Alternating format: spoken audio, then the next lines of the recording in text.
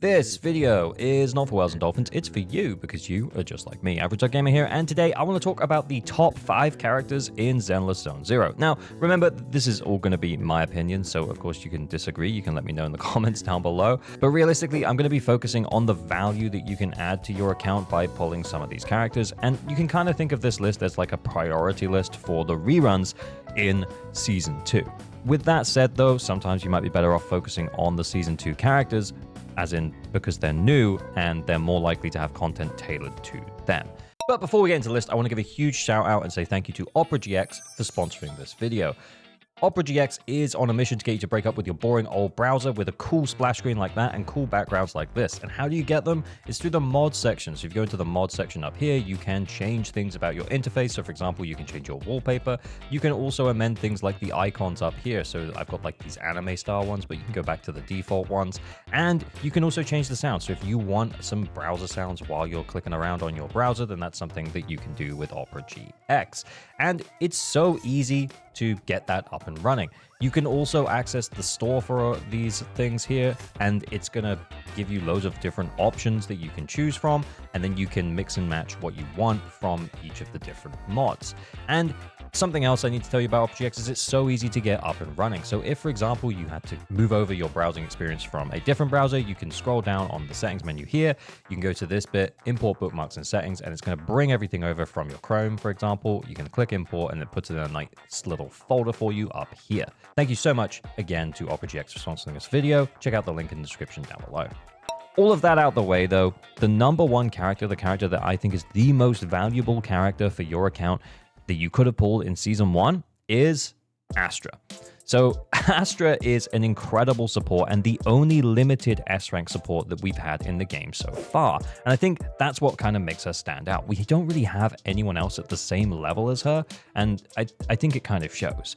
And she also enables you to play whatever you want to play. I mean, sure, you can argue about DPSs, and we'll start talking about DPSs as we work our way down this list. But yeah, whoever you want to play as Astra, you get to play. So basically, whatever character it is that you want to play, Astra will make it happen. You can play DPS Ben, DPS Lucy, and yeah, you don't need Astra to make those teams work, but man, she makes it a hell of a lot easier because she provides really good, mostly universally good buffs. I don't really like using the word universally good, but at the moment, yeah, basically every team wants her because she is that good. Okay, character number 2, Nicole. Nicole is the number 2 character on this list. An A rank ALG? Yeah, an A rank. For free. She's free. And yeah, every time I log into people's accounts to help them and they haven't built Nicole, the first thing I say is, man, you should have built Nicole.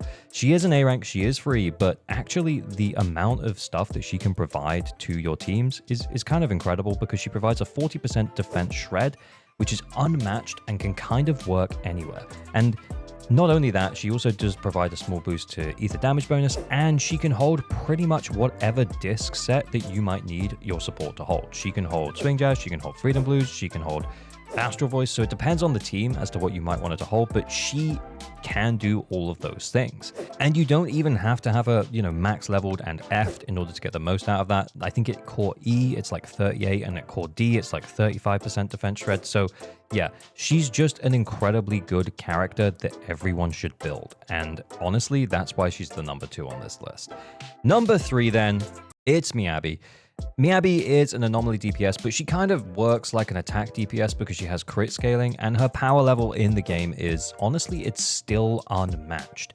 And I think she'll be still worth getting on the rerun. I would be more cautious about pulling DPS style characters on reruns as opposed to support style characters on the rerun, and we'll talk about that some more in just a moment. But yeah, I do think that miyabi will probably stand the test of time for a good while longer.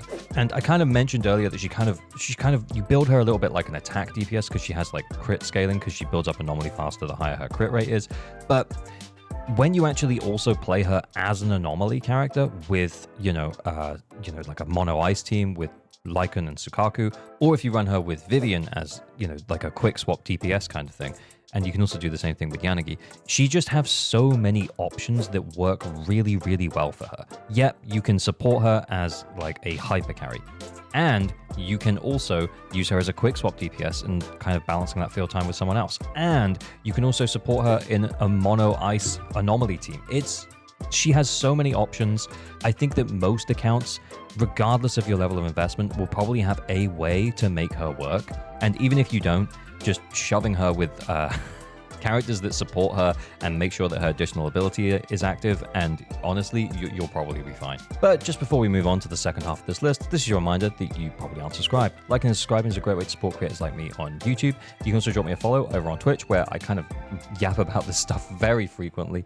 And you can join the Discord if you want to actually, you know, come in there and tell me how wrong I am. Anyway, okay, moving on then. Slot number 4. Slot number 4 goes to Lighter. Lighter, I was actually considering whether or not Lighter should or shouldn't be on this list, but then after the release of Hugo, it kind of made me realize that he deserves this spot. And the reason being is that, yes, he is very focused on a niche, and that niche is ice and fire DPSs. But the thing is that since the start of the game, we've had added to the game in terms of limited characters, we've got 3 limited ice DPS and a limited fire DPS. So that's a whole bunch of characters that he can support really, really well. In fact, I think on all of those characters' teams, he's either best in slot or second best in slot. Not only that, we also have a standard fire DPS in Soldier 11 who also really, really wants Lighter. So technically, yes, he's niche, but when we're considering this in the context of Season 1, because he has literally 5 DPSs in the game who can clear endgame content that he can support, technically he's niche, but because of all of those things that we got in Season 1, it kind of makes him not niche because there are so many DPSs that actually want Lighter. So with that in mind, yeah, he gets the 4th slot and very well deserved. Number 5 then, the last character on this list, and we'll do some honorable mentions in just a second. The last character on my top 5 in terms of the value add would be Yanagi.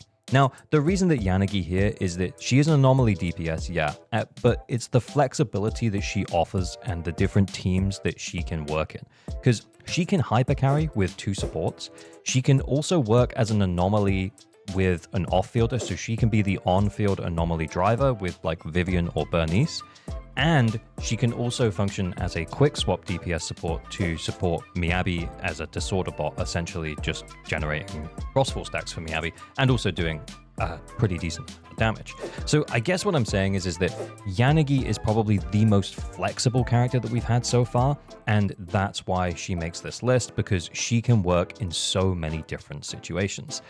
In terms of honorable mentions, I do have to say, now that we're kind of wrapping up the list, that Caesar almost made it onto the list. And to be honest, before Hugo's release, I did have Caesar in Lighter's slot, but I actually switched it out for Lighter. And the thought process behind that was that, oh yeah, Hugo really, really wants Lighter. By the way, yeah, really wants Lighter.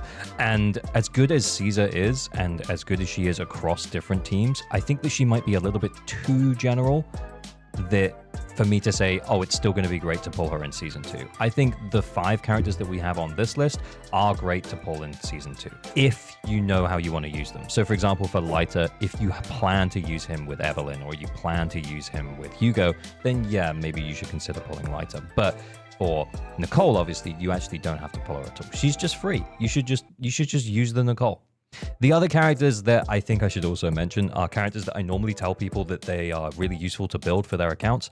First one is Sukaku. So Sukaku is an incredible ice support and an A rank, and I think you still get her for free when the first time you unlock Shiyu defense. Anyway, the reason why she's not on the list is because she's kind of niched down in a way just to ice.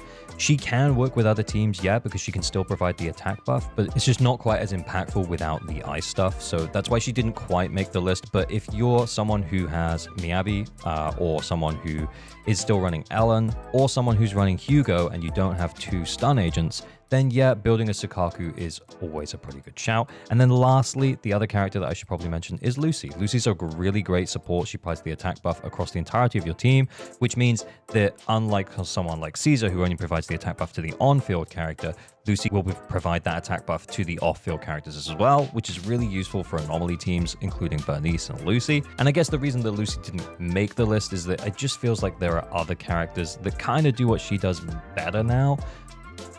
That said, she might still very well be worth building for your account, and that's entirely up to you. But anyway, let me know what you guys think down below. Did I miss anyone off? Anyone you're really annoyed about not being here? I think I tried to keep the DPSs as light as possible. I think the only real DPS I had on this list was miyabi, and then yeah, Yanagi, who's incredibly flexible, and yes, she functions as an anomaly DPS, but she can also do other stuff too, and that's why she makes the list. But anyway, thanks very much for watching. As always, remember to like and subscribe for better average luck on all your pulls. Pull responsibly, stay weird. Bye.